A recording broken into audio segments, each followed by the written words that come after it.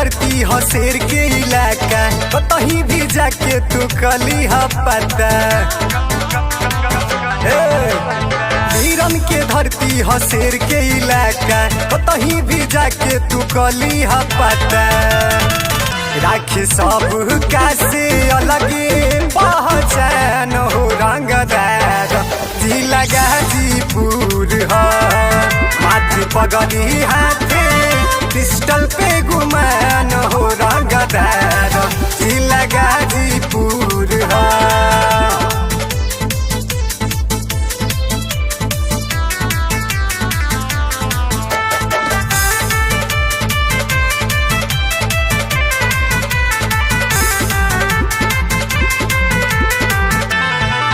बाटे इतिहास कर सबसे पुराना, नाम लेते हिल जाले पुलिस या थाना।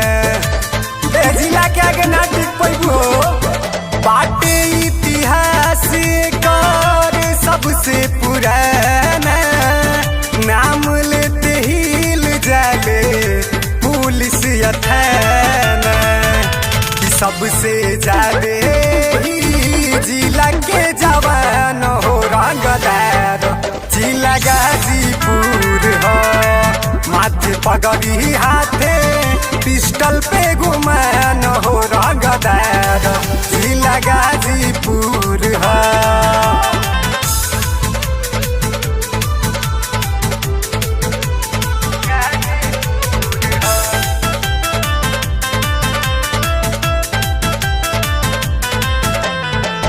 चर्चा बसगरो सोर बाटे ही जिला के, जहाँ भी जाले सब फाड़ देवे किला के। अरे गाजीपुर के लाल हो।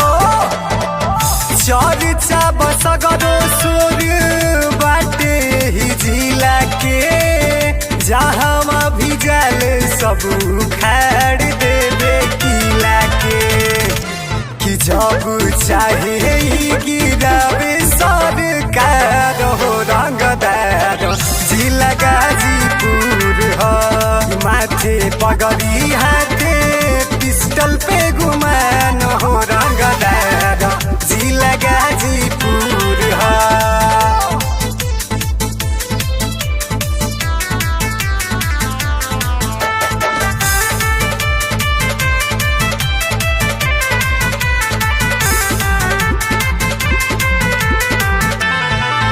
केहू से न डरे हवे जिला ब्रांड हो।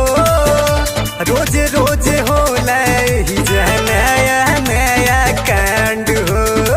अरे पागल हो जी रे पगली।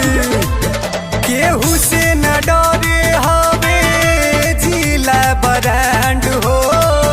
रोज रोज होला ही नया नया कांड हो।